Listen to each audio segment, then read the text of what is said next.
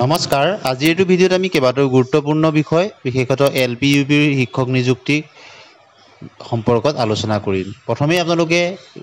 এটা কথা আপোনালোকে নিশ্চয় অৱগত হৈছে যে পশ্চিমবংগত যিটো NISক লৈ গোচৰ হৈছিল সুপ্ৰিম কোৰ্টো পাইছিলগৈ আৰু সেই গোচৰটোৰ শেহতীয়া যিটো আপোনালোকে স্থিতি গম পাইছে যে উইথড্ৰ কৰা হৈছে আৰু পশ্চিমবংগ চৰকাৰেও তেনেদৰে কেইবাটাও ডকুমেণ্ট তেওঁলোকক বিচাৰিছিল আৰু তাৰ এগেইনষ্টত সুপ্ৰিম কোৰ্টো পাইছিলগৈ আৰু অৱশেষত গোচৰটো উইথড্ৰ কৰা হ'ল আৰু তাৰ কোনো প্ৰভাৱ অসমৰ ইয়াত নিযুক্তিত পৰিব নেকি গতিকে যেহেতু কেছটো উইথড্ৰ কৰা হ'ল গতিকে সুপ্ৰিম কোৰ্টত গতিকে তাৰ কোনো প্ৰভাৱ পৰিব বুলি ক'ব নোৱাৰি কিয়নো উইথড্ৰ কৰা হৈছে ইতিমধ্যে আপোনালোকে সকলো অৱগত হৈছে আৰু অসমৰো NISৰ কিছু সংখ্যক প্ৰাৰ্থীয়ে যি উচ্চ ন্যায়ালয়ৰ দ্বাৰস্থ হৈছিল তেওঁলোকৰ শুনানি 30 জুলাই তাৰিখত আছে গতিকে 30 জুলাই তাৰিখত কি হয় আমি গম পোৱাৰ লগে লগে আপোনালোকক জনাবলৈ চেষ্টা কৰিম আমাৰ চেনেলৰ লগত সংযুক্ত হৈ থাকিব দ্বিতীয়তে আমি আলোচনা কৰিম 4500 পদৰ ক্ষেত্ৰত বহুতেই আলোচনা সুধি আছিল যে তেওঁলোকৰ ভেৰিফিকেশ্যন কেতিয়াকৈ হ'ব এই সম্পৰ্কত DWৰ ফালৰ পৰা আনুষ্ঠানিক কোনো ঘোষণা কৰা হোৱা নাই যদিও কিছুদিনৰ পূৰ্বতে সন্মানীয় ডাইৰেক্টৰ মহোদয় তেখেতৰ সামাজিক মাধ্যমৰ আগত দিয়া এটা বক্তব্যত ইংগিত দিছিল যে এতিয়া আমাৰ 5550টা পদৰ চলি আছে আৰু পৰ্যায়ক্ৰমে আমি 4500 খিনিও কৰিম অৰ্থাৎ সকলোখিনি এটা পদ্ধতিগতভাৱে আগবাঢ়িছে আৰু এইবাৰ তেওঁ কেইবাটাও সুখবৰ দিছে যে অভাৰলেপিং নহয় যিটো বিষয়ে আমি পৰৱৰ্তী পাৰ্টত আলোচনা কৰিম কাট অফৰ ক্ষেত্ৰত গতিকে 5500ৰ মেধা তালিকাসমূহ প্ৰকাশ পোৱাৰ পিছতেই যদি অসম চৰকাৰে ভাবিছে যে 4500ৰ নিযুক্তিও অক্টোবৰত হ'বলগীয়া নিযুক্তিৰ লগতেই হ'ব তেনেহ'লে আপোনালোকে আগষ্ট মাহতে ইয়াৰ ভেৰিফিকেশ্যন বা অন্যান্য ষ্টেপৰ কাৰণে পদক্ষেপখিনি দেখা পাব আগষ্ট আৰু ছেপ্টেম্বৰ দুটা মাহ আছে আৰু যদি চৰকাৰে ভাবিছে যে এইখিনি পৰৱৰ্তী পৰ্যায়ত নিযুক্তি দিয়া হ'ব তেনেহ'লে সেইখিনি কথা এতিয়া স্পষ্ট নহয় কিয়নো অফিচিয়েল কোনো এতিয়ালৈকে নটিফিকেশ্যন 4500ক লৈ প্ৰকাশ কৰা নাই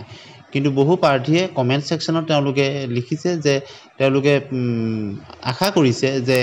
অক্টোবৰত হ'বলগীয়া যি বৃহৎ নিযুক্তিৰ লগতে 4500ৰ নিযুক্তি হওক কিয়নো জানুৱাৰী মাহতেই বিজ্ঞাপন প্ৰকাশ কৰা হৈছিল আৰু 5500ৰ মেধা তালিকাসমূহ প্ৰকাশ যিহেতু আগষ্টৰ মাহত হোৱাৰ সম্ভাৱনা আছে গতিকে মেধা তালিকাসমূহ প্ৰকাশ হোৱাৰ পিছতেই যদি 4500ৰ কামখিনি পৰ্যায়ক্ৰমে আৰম্ভ হয় তেতিয়াহ'লে অক্টোবৰত নিযুক্তি দিয়া সম্ভৱ হৈ উঠিব কিন্তু সকলোখিনি নিৰ্ভৰ কৰিব অসম চৰকাৰ আৰু শিক্ষা বিভাগৰ সিদ্ধান্তৰ ওপৰত তেওঁলোকে কেতিয়ালৈ এইখিনি নিযুক্তি দিম বুলি ভাবিছে গতিকে বহু প্ৰাৰ্থীয়ে কমেণ্ট ছেকশ্যনত তেওঁলোকে লিখি আছিল যে 4500 কেতিয়ালৈকে হ'ব কিন্তু আনুষ্ঠানিক এতিয়ালৈকে কোনো ঘোষণা কৰা নাই আপোনালোকে নিশ্চয় জানে আমিও আশা কৰিছোঁ যাতে শীঘ্ৰেই তাৰ কামখিনি আগবাঢ়ক 4500ৰ ক্ষেত্ৰতো এতিয়া আমি আলোচনা কৰিম 5500 পদৰ ক্ষেত্ৰত এইবাৰ কাট অফত কি কি কাৰকে প্ৰভাৱ বিস্তাৰ কৰিব পাৰে প্ৰথমে যদি আমি চাওঁ আপোনালোকে দেখিছে যোৱাবাৰ যিটো নিযুক্তি হৈ গ'ল 5000ৰ অধিক LPUPৰ তাৰ পিছত আপোনালোকে নিশ্চয় দেখিছে সিটেট বহুত বেছিকেইটা হোৱা নাই আৰু গতিকে ভাল নম্বৰ থকা বহুখিনি প্ৰাৰ্থীয়ে তেওঁলোকে ইতিমধ্যে নিযুক্তি পাই গৈছে আৰু ইয়াৰ পিছতো BTCত LPUPৰ নিযুক্তি হৈছে GTPGTৰ নিযুক্তি হৈছে BTCৰ ক্ষেত্ৰতো বহুখিনি নিযুক্তি হৈ গৈছে BTCৰ কেণ্ডিডেট প্ৰায়খিনি তাত এংগেজ হৈ তেওঁলোকে চাকৰি কৰি আছে ইয়াৰ উপৰিও আপোনালোকে জানে কণ্টেক্সুৱেল টিচাৰসকলৰ চাকৰি নিয়মীয়াকৰণ হৈ গৈছে তেওঁলোকো বাৰে বাৰে আগতে আবেদন কৰি আছিল তেওঁলোকো কমি যাব অৰ্থাৎ কম্পিটিশ্যন ৰেচটো কিছু পৰিমাণে কমি গৈছে যাৰ ফলত এভাৰেজ মাৰ্ক পোৱা প্ৰাৰ্থীসকলৰ এটা সুযোগ আহিছে আৰু ইয়াৰ উপৰিও আপোনালোকে এটা কথা নিশ্চয় অৱগত হ'ব যে এইবাৰ নতুন পদ্ধতিত হ'বলৈ গৈ আছে সকলোখিনি কথা টেটৰ মাৰ্কৰ ওপৰত ৱেইটেজ বেছি দিয়া হৈছে য'ত LPত 85% দিয়া হৈছে MEত বা আপাৰ প্ৰাইমেৰীত 80% টেটৰ পৰা ৱেইটেজ আহিব বাকীখিনি আপোনালোকে নিশ্চয় অৱগত হৈছে তেনেদৰে 100% মাৰ্ক ধৰা হৈছে গতিকে বহু প্ৰাৰ্থী এবাৰ আশা কৰিছে যে তেওঁলোকৰ টেটৰ মাৰ্কছ আগত ভাল আছিল একাডেমিক্সৰ মাৰ্ক ভাল নথকাৰ কাৰণে তেওঁলোকৰ নামটো অহা নাছিল এবাৰ নতুন পদ্ধতিত তেওঁলোকৰ নাম আহিব বুলি বহুতে আশা কৰিছে অৱশ্যে বহু প্ৰাৰ্থী অভাৰেজৰ কাৰণে তেওঁলোকৰ টেটৰ নম্বৰ ভাল থকাৰ পিছতো তেওঁলোকে আবেদন কৰিব নোৱাৰিলে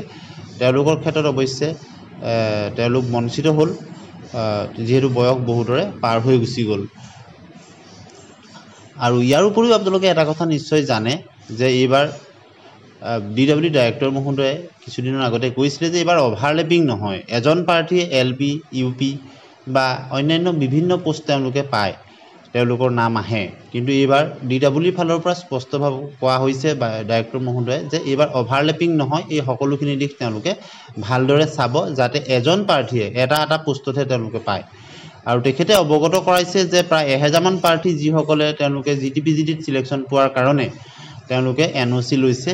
এলিমেণ্টাৰী এডুকেশ্যনৰ পৰা, অৰ্থাৎ শিক্ষা বিভাগৰ পৰা, প্ৰাথমিক শিক্ষা বিভাগৰ পৰা NOC বিচাৰি NOC তেওঁলোকে লৈছে। গতিকে পৰৱৰ্তী সময়ত সেইখিনি পোষ্টটো খালী হোৱাৰ কথা কৈছে তেওঁলোকে চাকৰিত যোগদান কৰাৰ পিছত। গতিকে পৰৱৰ্তী সময়ত আৰু যে নিযুক্তিৰ কাৰণে পোষ্ট ওলাই আহিব সেই কথাটো প্ৰায় নিশ্চিত হৈ পৰিছে। আৰু প্ৰতি বছৰে যিহেতু ৰিটায়াৰ্ড হৈ থাকে শিক্ষকসকল, গতিকে সেই হিচাপত ভেকেঞ্চি খালী পোষ্টসমূহো ওলাই থাকে। গতিকে প্ৰতি বছৰে যিহেতু LP UPৰ বা GTPGT আপোনালোকে দেখিছে নিযুক্তিসমূহ হৈ আছে, গতিকে যিসকলৰ কিছু নম্বৰ কম আছে তেওঁলোকে CTETৰ যোগেদি নম্বৰ বৃদ্ধি কৰিবলৈ আপোনালোকে চেষ্টা কৰিব বুলি আমি আশা ৰাখিছোঁ। আৰু আনুষ্ঠানিক খবৰ পোৱাৰ লগে লগে আমি আপোনালোকক জনাবলৈ চেষ্টা কৰিম। 5500ৰ ক্ষেত্ৰত আপোনালোকে আগষ্ট মাহত প্ৰথম মেধা তালিকা প্ৰভিজনেল পাবলৈ আশা কৰিব পাৰে। আৰু 4500ৰ ক্ষেত্ৰতো সকলোখিনি নিৰ্ভৰ কৰিব কিন্তু অসম চৰকাৰৰ সিদ্ধান্ত আৰু শিক্ষা বিভাগৰ সিদ্ধান্তৰ ওপৰত। তেওঁলোকে কেতিয়াকৈ এই 4500ৰ নিযুক্তি দিম বুলি ভাবিছে তাৰ ওপৰত। কিন্তু যদি অক্টোবৰতে নিযুক্তি হয় 4500, তেতিয়াহ'লে মাজত মাত্ৰ 2টা মাহ আছে, কিয়নো আগষ্ট আৰু ছেপ্টেম্বৰ, আৰু তেতিয়াহ'লে 5500ৰ মেৰিট লিষ্ট প্ৰকাশ পোৱাৰ পিছতেই যদি কামখিনি আৰম্ভ হয় নিশ্চয় সকলোখিনি কাম সুকলমে আৰম্ভ হ'ব আৰু তেতিয়া নিযুক্তি সম্ভৱপৰ হৈ উঠিব। কিন্তু সকলো নিৰ্ভৰ কৰিব অসম চৰকাৰ আৰু শিক্ষা বিভাগৰ সিদ্ধান্তৰ ওপৰত, তেওঁলোকে কেতিয়ালৈকে এই নিযুক্তি দিম বুলি ভাবিছে। গতিকে